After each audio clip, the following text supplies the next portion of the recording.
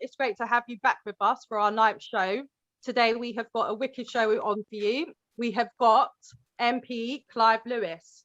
So Clive, how are you today? It's a beautiful day, isn't it, mate? It is. Do you know what? It's always sunny in Norwich, and it's sunny in Norwich. There is actually a reason, because the east of England, the rump of the country sticks out into the North Sea. We miss all the Atlantic weather pattern, so we're one of the sunniest parts of the country. So yes, it's sunny, as you can see. So I'm most Look happy. at you showing and off. smug. We've got sun as well in London. London sun's the best sun anyway. In the London parks, man. Like, I love the sun when it's out in London. So anyway, Clive, let's get cracking on. Could you tell us about yourself? Let the audience know how you got involved in campaigning and what made you become an MP as well. So that's a really good question, a long one, but I'll try and keep the answer short. I'd say in shorthand, in short, my dad and my granddad. So my granddad on my English side and my dad on my West Indian side. My dad's from Grenada, and he came to this country, and it's very political.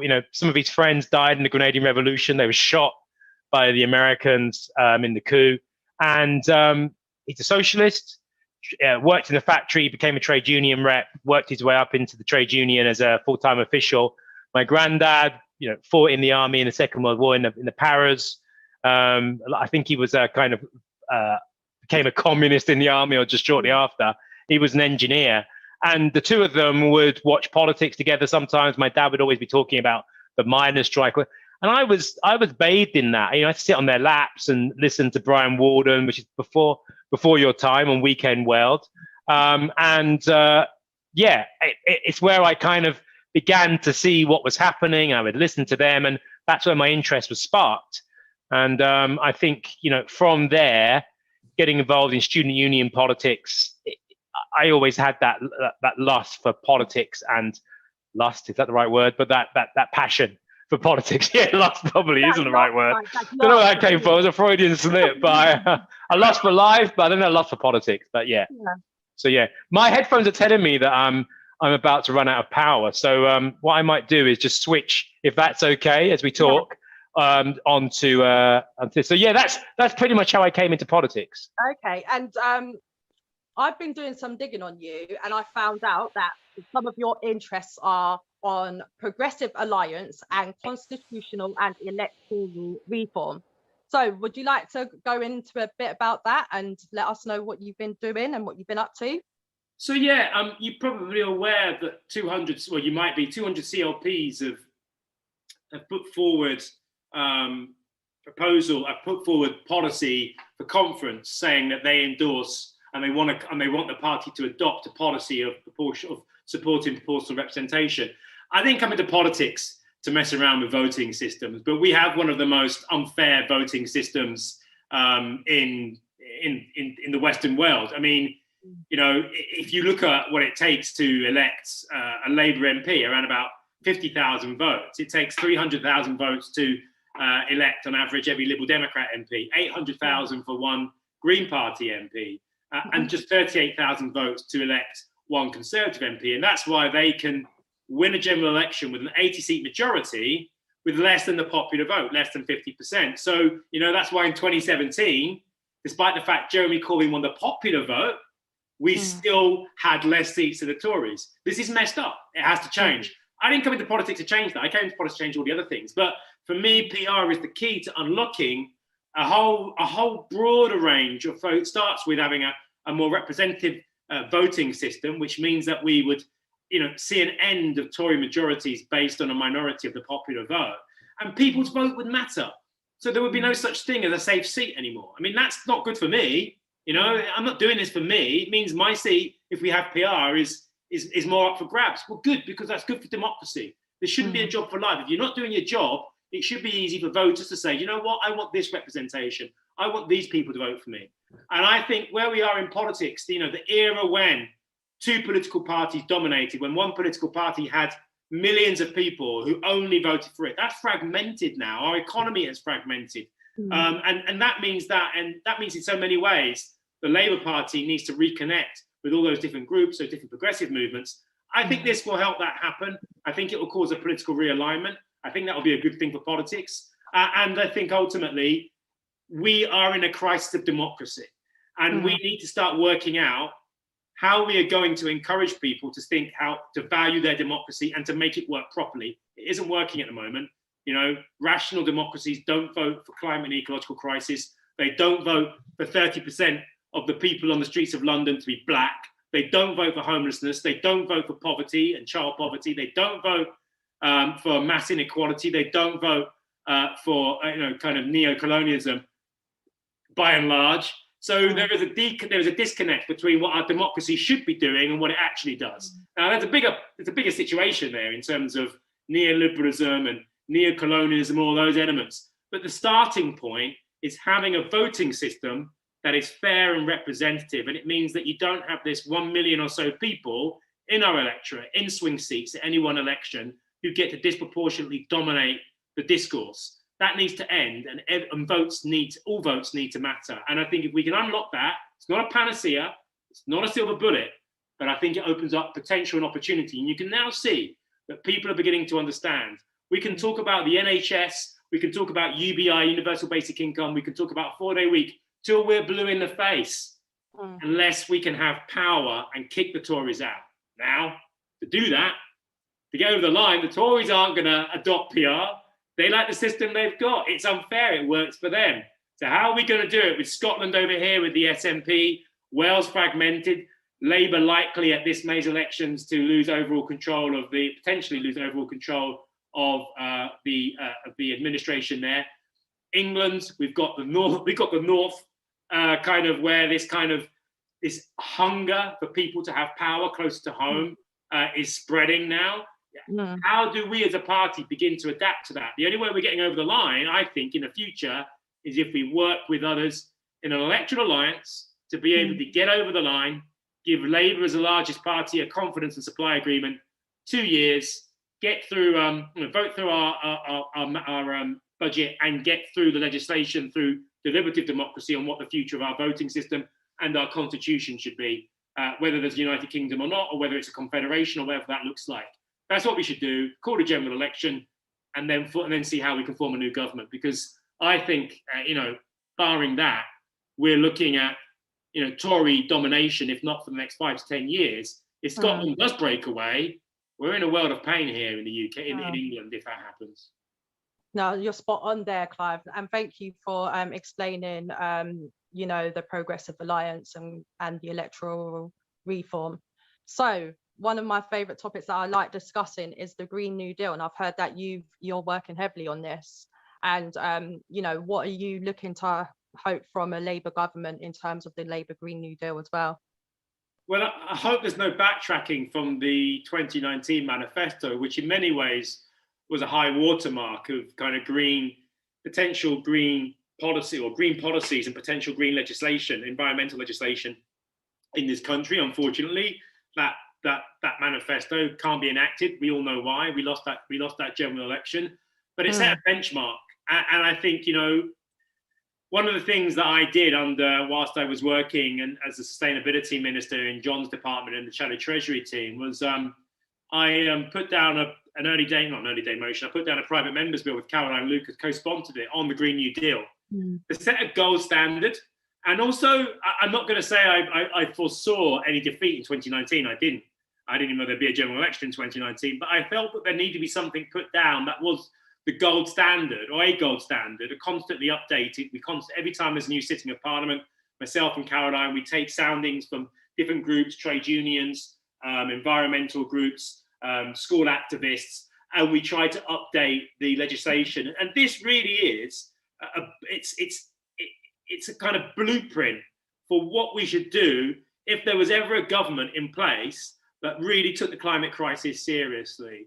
And it's about updating the Bank of England mandate on climate. It's about having well-being hardwired into the Treasury, hardwired into the decisions and the spending that you make. It would create more than 1 million green new jobs with kind of £50 billion of investment, a kind of tax system that supports a green and fair recovery.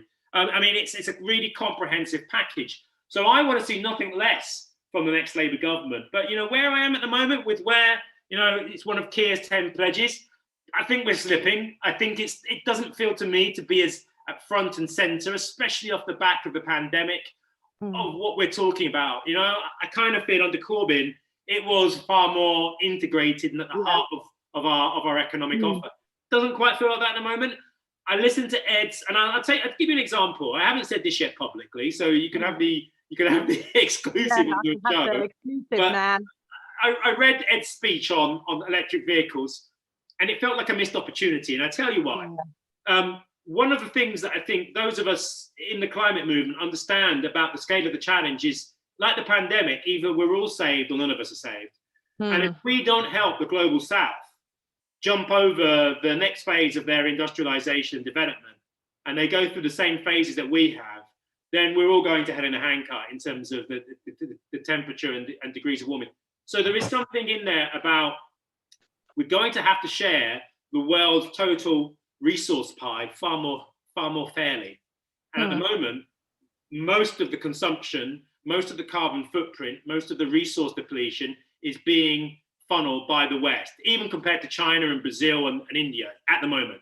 But if we don't reshare that pie out, redistribute that pie, and give those countries the technological and financial ability to jump over that dirty phase, we're all finished. Now that's a massive issue, because that means what we're talking about is a kind of global recalibration in the kind of post-imperial period, whereby we're not simply going to be sucking resources from them to consume ourselves. And on top of that, if we're going to share that pie out more equally, it means here in the UK, we're also going to have to share out that pie more equally as well. Because I think one of the key issues that I think you're going to see come onto the political agenda is this issue of degrowth or sustainability. Donut economics is one element of it, which is where we begin to live within our means. But rather than constantly growing the pie and talking about growth, as the Labour Party currently does, as the government currently does, it's about saying, actually, we're big enough as an economy. We might actually need a bit of degrowth. And actually what it's about is spreading out that wealth, spreading out that income, spreading out that pie, and making sure that everyone gets their fair share of it.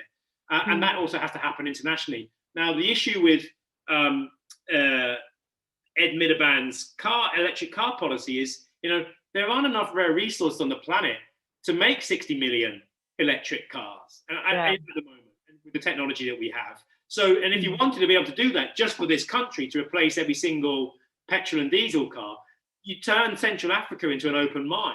So, this idea that you can build these gigafactories and replace, give these loans, interest-free loans, to spark a whole new round of consumption on electric vehicles, so you can have individuals driving to work in their electric vehicle with no one else in it. It's not good. So you need to start thinking outside the box about, we should be talking, our main priority should be about mass transit, mass public transport. Now, I know that's taken a knot in the pandemic. We need to think around how we're going to make that a reality. And if you do have to have electric vehicles, then, think more creatively. How do we put car sharing, carpool, cooperatively owned car sharing, electric car sharing schemes first into some of the poorest communities, giving them scrappage fees and so on and so forth to invest in this, so that people can share cars. The technology is there. Why should everyone have to buy a new car? You can have one car, two cars, three cars for 10 families who could share it. So I just feel with a lack of vision, a lack of clarity, and a lack of thinking about this in both a redistributive and international way, and that's where I'm a little bit sad about where kind of the front bench is at the moment. But let's see, it's early days, and we've still got time at conference to push this further. I'm loving your positive vibes, Clive. So thank you for your explanation on the Green New Deal and your thoughts on it, and obviously the exclusive on gas. Now we're going to move on to racial equality, Clive. So as you know, the Equalities Act is currently out at the moment, and they're doing madness with it. Could you let me know your thoughts on the Equality Act and where do you see it going? Because at the moment, for me anyway, it looks a bit shambolic, and it seems to be focused on getting rid of the word BAME. So what are your thoughts? Well, I mean, on the word BAME, I'm not a fan of it. I put on Twitter about a year ago, I don't like the word BAME. I prefer the word black, politically black. I'm a bit long in the tooth.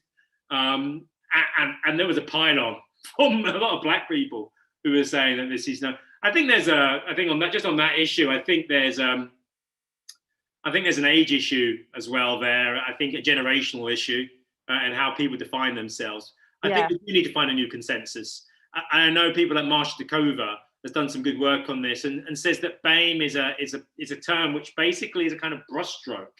And I've never been a fan of defining myself as an ethnic minority either, because, you know, we're not a minority. There were more black and brown people in the world than anyone else. So I think that very frame is limiting. So we do need some different language. I'm working with the Runnymede Trust. I'm the chair of the APPG on race in Parliament, the parliamentary group. And one of the things that we've asked to look at is about how do we begin as black people to kind of start redefining a language. We know it can be done. We know in America they moved from the term Negro to coloureds and various iterations to African American. And they moved away from black as well. So, you know, there are reasons for that, but, you know, it can be done. We could do it here. It just takes a little bit of initiative. I think in terms of the government's kind of equalities agenda, look, I'm going to be really quite brutal here. Throughout our history, there have always been people, black people, people in empire who've been prepared and been necessary. You know, the British, the French, the Belgians couldn't have done what they did without willing participants from our own communities, our own people to do what they did. And I'm probably going to get in trouble for saying this, but you know, there are going to be black people in our community who are going to do one of the most right-wing authoritarian governments work for them. And it gives them credibility to be able to say, well, this is black people saying this. It's a classic. And just because they're black doesn't mean that they're right.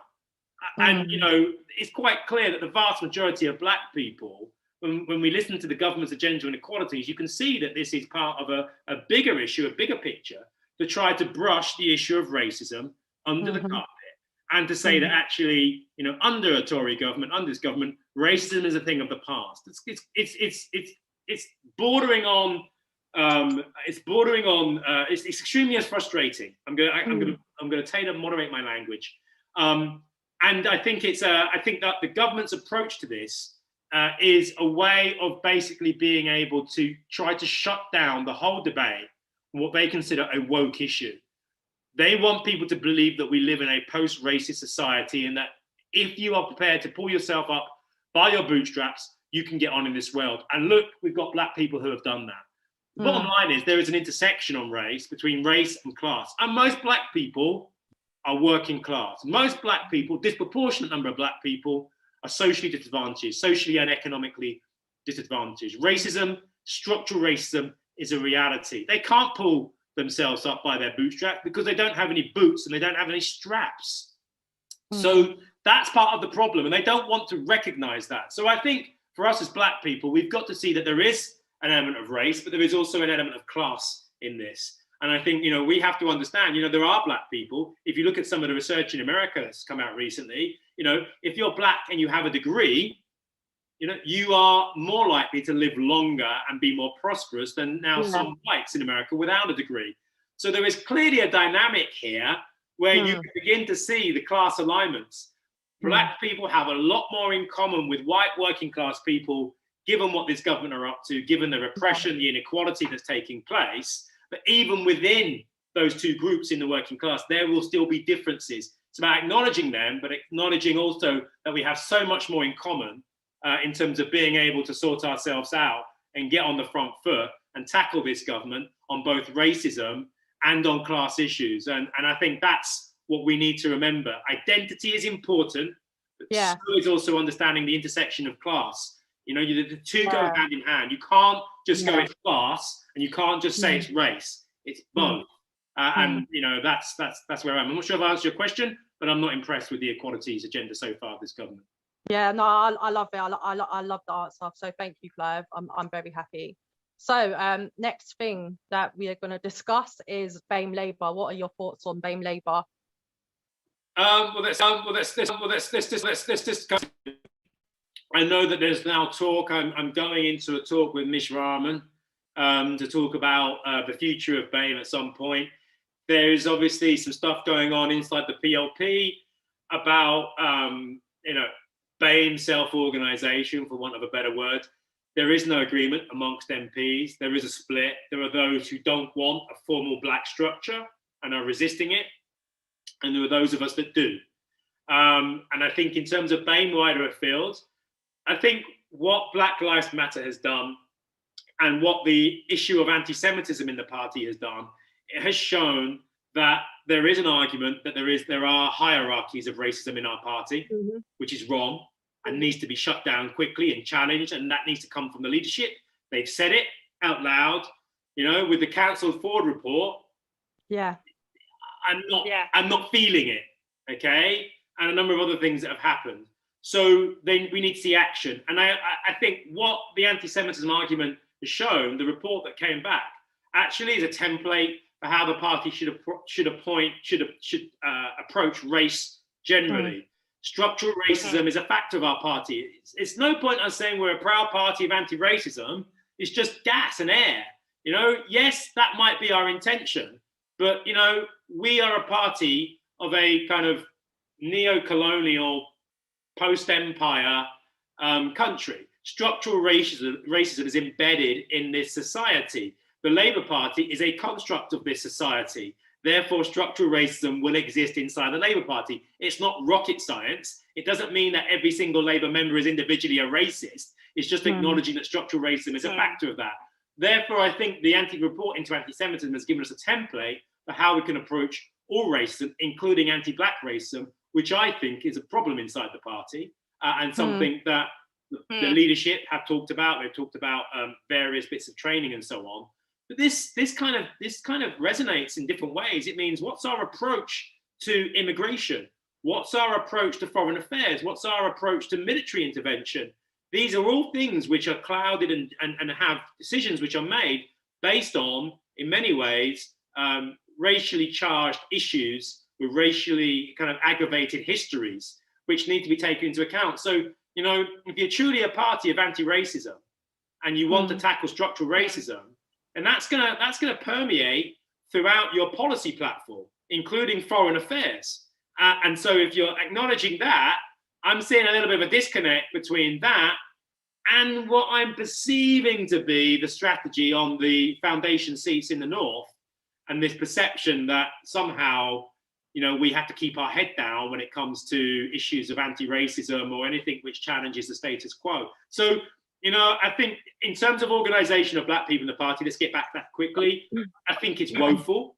And I think that there will be vested interests in the party who don't want black people, black members, to have a voice and a real say over policies in this party and to be able to organise effectively. There are lots of other institutions, I'm not going to name them, but there are lots of other institutions in the Labour movement that want to keep control over black voices in their own affiliated institutions, as well as inside the Labour Party. And I think any future structure needs to acknowledge that and overcome it. What I'm hearing at the moment in terms of the structure, voting structure, is mixed.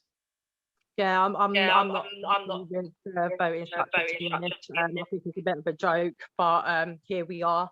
Hopefully it gets sorted out. I'm more concerned about the Ford report. It's taking way too long. Members are getting demoralised and demotivated because they don't feel that it's being taken seriously with the delays and the excuses for the delays as well.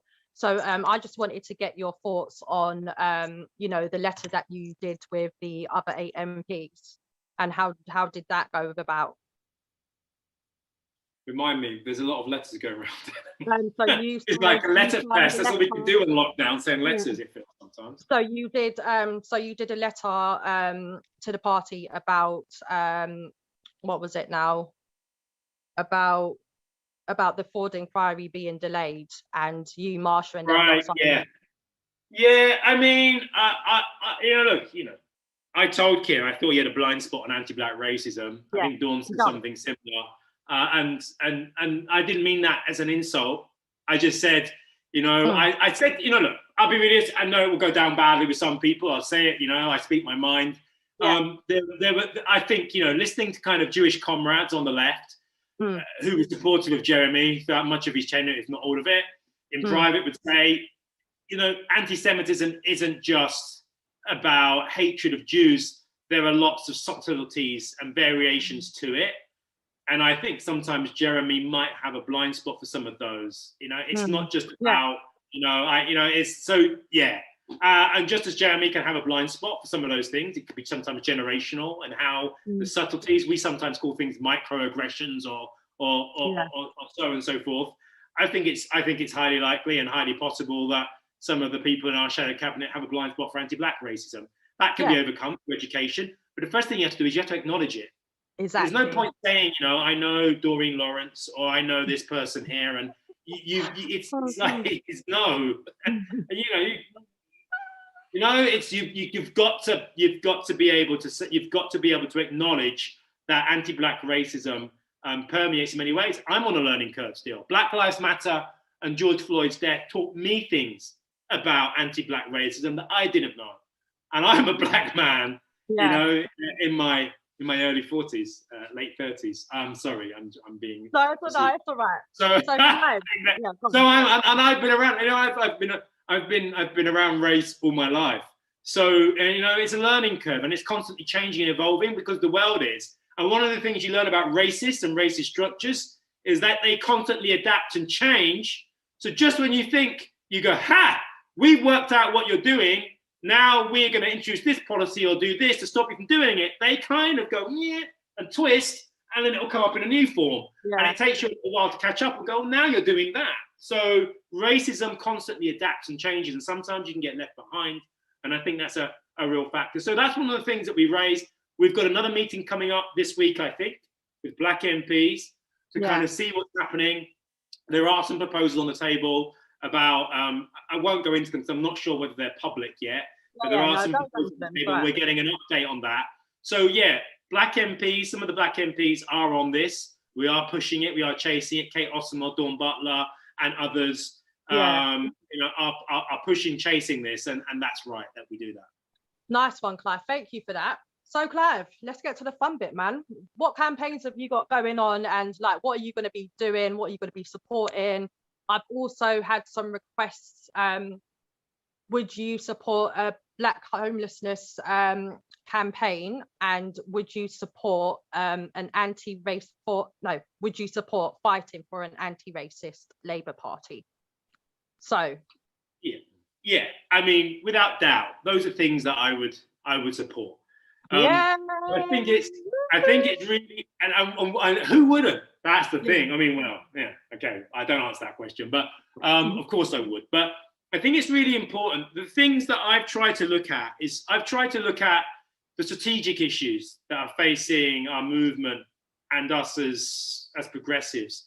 And one of the things that the Extinction Rebellion taught me about the climate crisis was that actually I thought that was the biggest issue facing us. And in many ways it is, because it's existential, okay? And it's already happening to Black people now. It's going to have an impact on everything from, to the geopolitical destabilization in those economies and those countries, through to potentially millions, and according to the UN, billions of people on the move, because equatorial regions of the world are going to be uninhabitable given the pace of change on global warming. And that makes you realize that actually, the climate crisis is in effect a symptom of a crisis of democracy. And why I say that is, about 40 years ago, when neoliberalism was introduced, it swept away not just national powers, but international powers. It pushed aside the non-aligned movement, which you can go and have a look up, which was Black countries coming together, organizing at the UN and demanding things from the former imperial powers, those on the Security Council. Domestically, 40 years ago, trade unions, students and others were demanding a fairer share of the pie, were demanding that things be more equitable. And around about that time, when those things are kind of moving in that direction, both internationally, off the back of Bretton Woods agreements and the various international agreements that developed after the post-war, in the 1970s and 80s, they kind of said, do you know what? it's becoming a bit too democratic, and we don't like these demands from the developing world and from our own internal oppositions. We need to shift it. And they basically transferred power, democratic power, away from themselves and over to financial institutions, global corporations and banks. And we've never recovered from that. And they have been driving the climate crisis, driving a lack of democracy at every level of government, both internally and internationally. And it's that crisis of democracy that we need to challenge. It's that crisis of democracy which is, I think, driving the world off a cliff edge. It's now kind of doubling down with this government, which is becoming more authoritarian, which is destroying our democracy, destroying our capability of challenging it, whether on judicial review, whether undermining human rights legislation, whether it's a voter suppression bill, something I'm going to be working on with Runnymede and others to stop. We know it's coming straight from the Trump playbook. They're coming for our democracy. The police crime sentencing and courts bill is something I'm working on, because you can see that this is a systemic attack on what limited democracy we have. And so the kind of positive way of doing that, apart from demonstrating, is I'm also championing direct democracy, deliberative democracy, those kind of formats, trying to do something here in Norwich on that, more details later. But actually trying to show people that it is our democracy under threat. And if our democracy was working, if we had control and more of a say over how the Bank of England works, how our financial institutions work, where they invest their money, not into fossil fuels, but into poverty, into green jobs, then we can begin to tackle that. But whilst that disconnect is there, we can't. And so for me, the crisis of democracy is the key thing. It drives racism, it drives the environmental collapse, it drives so many inequalities. So I think if we can kind of look at that, that's my big thing, democracy in all its formats. And from the perspective of Black people, let's just take PR, for example. A lot of Black people feel I have no choice over which party I support. A lot of people live in urban areas because they were part of the working class. They live in big cities. Big cities tend to have Labour MPs with big majorities. You don't have to be listened to. Your vote gets taken for granted. If you have a more proportionate voting system, your vote is going to matter. And if your vote matters, that means political parties have to listen to you if they want your vote. And if they don't, well, fine. You find a different political party, or you vote where your vote will be counted, will matter, and they will listen to you. So I think democracy is my key thing. It's what I'll be pushing at conference in terms of PR, in terms of fighting the police and crime bill. I'll be doing that, but also looking at as many positives as I can in the process. So it's exciting. It is exciting. And I kind of feel at the moment, people are waking up to what's happening. They are smelling the authoritarianism that's descending upon us. It's our job as socialists, as job as progressives, to build our movements and to fight back against that, and to say to people that democracy, deepening our democracy, is the answer to so many of the problems that we face. Oh, thank you, Clive. And do you have any final thoughts before we move on to hearing our update from Ridwan? No, I think I've given it enough gas. I'm looking forward to listen to Ridwan. So thank you. Thank you for coming on. It's been an absolute pleasure having you I hope you come on again, Clive, because it's been absolute jokes having you today. So anyway, just to say, can you see my my West Indian aunt's glass? It's one of those West Indian glasses. You can see. Oh, imagine that. My favourite one, I know. Oh, geez. Very good, very good. Right, Ridwan, let's get the update from you about the campaign for an anti-racist Labour Party. Thank you, my sister, and thank you to our brother Clive. I live in the East, Northeast Bedfordshire is my CLP, and he is one of the bright stars in the East. And where Clive goes, I hope the East goes. And perhaps we need some of his integrity, his honesty, his decency, and sometimes his courage, which has led him to have awkward conversations, especially with people on the left. But if we listen to where he comes from, a father from the Caribbean, deeply committed to social good, and another grandfather who was prepared to put his life on the line, before this brother came to the Labour Party, he was already shaped on the laps of those grandfathers as a force for the greater good.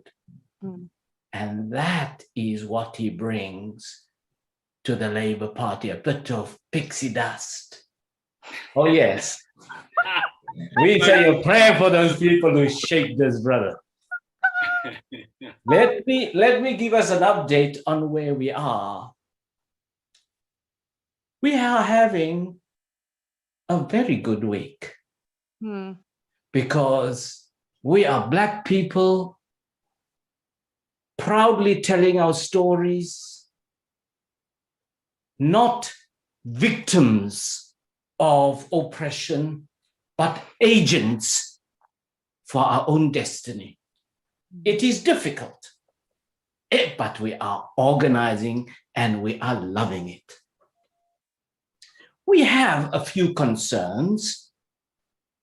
The Labour Party, which is our primary area of interest on some issues, we notice the closure of CLPs where there are significant Black majorities. And here we put Black as we see it in Labour, Black socialists, Black including everyone politically who's not white.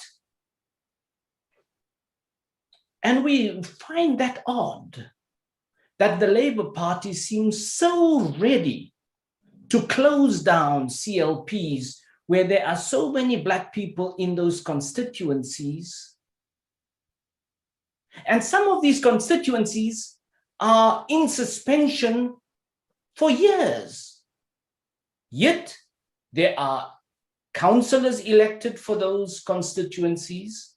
There are MPs elected for those constituencies. And you say, how no one in the Labour Party bureaucracy seems to be bothered about this. Yet, if you go to big cities like London, Manchester, Birmingham, you go to smaller places like Peterborough, Reading, the place where I live, Bedford. If you take the Black people for granted, the Labour Party will be in deep trouble. And somehow, some people just seem not to be bothered. So the Ford inquiry itself is a key, that report is a key milestone, so that we can engage onto the issues, with the issues that came out of the leaked report. But the Labour Party, you don't have to wait for the Ford inquiry to come out. You just see, not every week. A week is in the Labour Party, a week is eternity. Just wake up in the morning and say, God forbid, what has the Labour Party bureaucracy or regional executives done somewhere? And disproportionately, it impacts Black people. So that has been an issue, and we keep on organizing and we keep on expressing solidarity with people. The police, crime, courts and sentencing bill is a disastrous piece of legislation. It is just breathtaking that the Labour Party was going to abstain by Friday, and then it found its backbone over the weekend to speak truth to power, and it was glorious. When they spoke truth to power on that day, it was glorious. Angels were singing in unison when the speeches were made. If they had done that from the beginning, the bill might just have been better. So, but this bill in terms of the right to protest for the public, but also for the workers to organize a picket and to protest, these are serious democracy deficits in that bill. The right to dignity of the Gypsy, Roma, and traveler communities, one cannot abstain about this. But then the lives of ordinary people are significantly shaped not by what is done and said at number 10 every morning and every night. It is in local government. And this bill at local government is egregious because it affects the ways in which violent crime is defined and policed and dealt with. So when Labour Black Socialist says that it will go on a selective campaigning strike, it will seek to campaign for people who will take this bill seriously, because the people who will police this bill will be the local authority. The police just walk around in their uniforms, but the people with the responsibility to make this bill come to life, to shape and constrain and stimulate and surveil the lives of ordinary people, local government people. And we need councillors. So Labour Black Socialists, those who say Labour Black Socialists is saying people mustn't go out to campaign. No, we say what we do. No one says and speak for us. We say we are going to campaign for people who will take this bill seriously as one issue. Because as far as violence is concerned, as far as public protests are concerned, the management of violent weapons used in violent crime, unauthorized encampments of Gypsy, Roma, and traveler communities, how people who are in positions of trust, be they teachers, youth coaches, sports people, how they deal with children, how murder committed by children under the age of 14 will be processed in the criminal justice system, and how serious violent crimes committed by children, because we are guided by the UN Declaration on the Rights of a Child, where the age of criminal responsibility is 14. These people want to impose minimum sentences on children. God forbid. How can you abstain? But we love the brother when he speaks truth to power, and it is as if the Lord was inspiring him to speak. We just wish he had spoken earlier. So this bill is still going to be a serious campaigning issue for us, because this bill reshapes the lives disproportionately of Black people in a negative way. But as our brother had said, it is race and class, because it disproportionately affects Black people. But the majority of people that it will affect negatively are white people. So there must be an alliance across class, gender, and ethnic lines in order to defeat this bill. And we are building that. That is why we're in trouble with some people in the Labour Party, because we take these things very seriously. Where are we? We had a nice meeting this weekend in Camden, and Camden lived up to its radical tradition. In 1983, Camden Council started a revolution in local government, a revolution that I want to remind the Labour Party about. Camden passed a resolution to boycott and sanction apartheid South Africa. That was not said to be anti-white. It was standing up for the dignity, the equality, and access to human rights of Black people in South Africa, equal to the rights of white people. Camden wasn't called out to be anti-white. And within 2 years, 120 Labour Party controlled councils passed similar resolutions. Their officers would not buy and use goods produced in apartheid South Africa. Their sports fields and their schools would not be used to promote apartheid sponsored projects. There is Nelson Mandela Street, number 30 Nelson Mandela Street, the headquarters of the anti-apartheid movement. Nelson Mandela said, South Africa will not be free until when? Palestine is free. Now, how can this be a controversial issue in the Labour Party today? When 1983, Camden passed that resolution. 2018, if you want to call a meeting of solidarity with Palestinians, that is called anti-X. And that is not X, does not stand for Malcolm X. I'm just wanting to use X to stay out of the furore. But everyone who knows what I'm talking about knows what I'm talking about. This is a disgrace.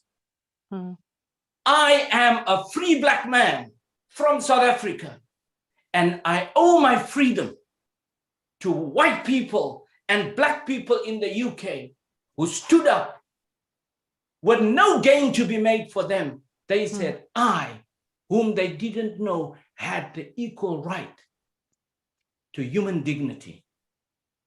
And so we're busy with meetings like these. And the last one that would sum up the drama is the situation in Tottenham with Preston Tabois, black driver, Unite trade union organizer, momentum-backed candidate for the Greater London Authority. And we see he had a tweet from 6 years ago. Now, many people know I'm not one to do tweets because I'm incapable of saying anything in 10 words. I am extremely verbose, so it doesn't work for me.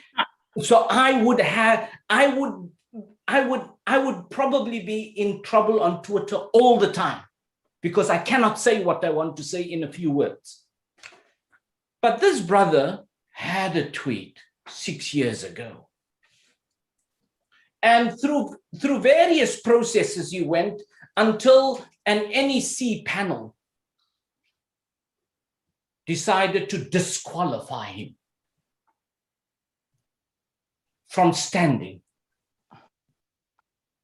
for a tweet. And he's not the only one suspended for a tweet. It was, let me say, an atrocious tweet.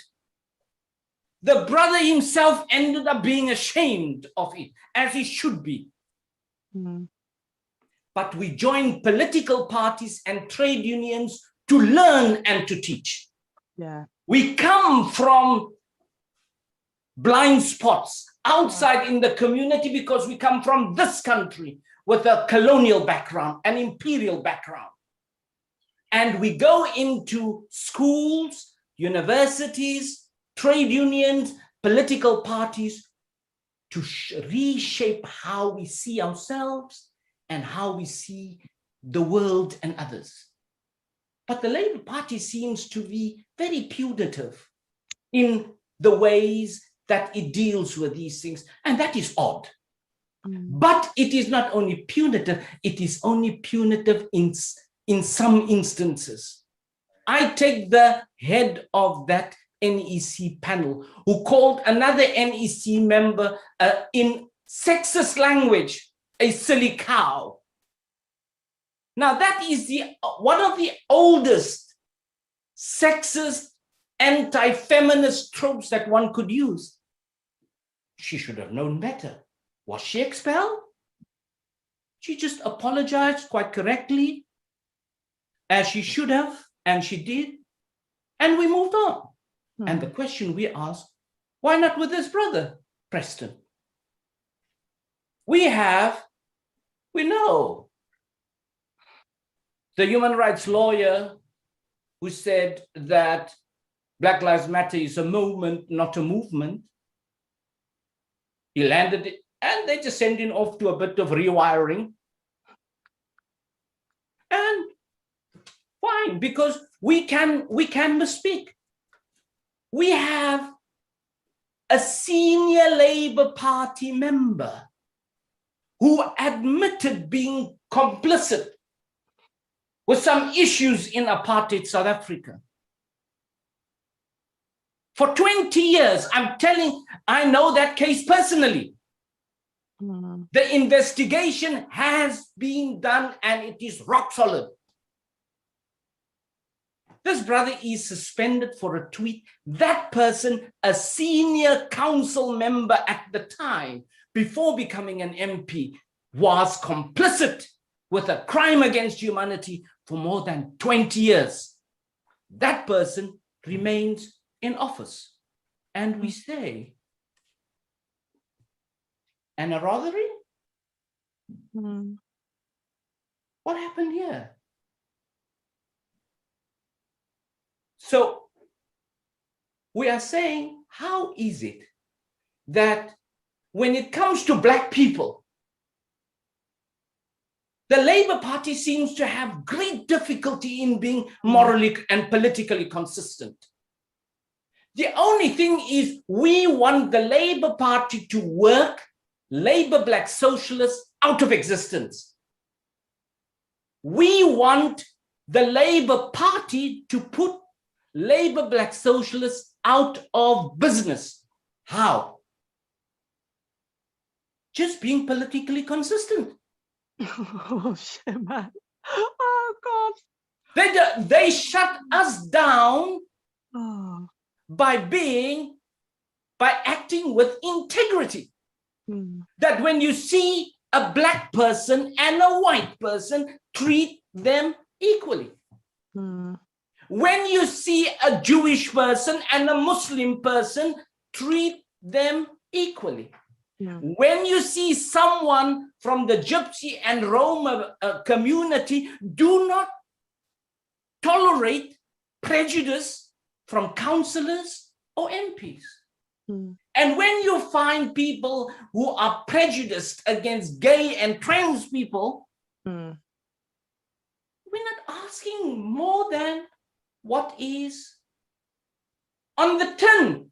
Labour Party, anti-racist, anti-sexist, anti-racist, the whole shebang. And we want the trade unions to do more. This is their own.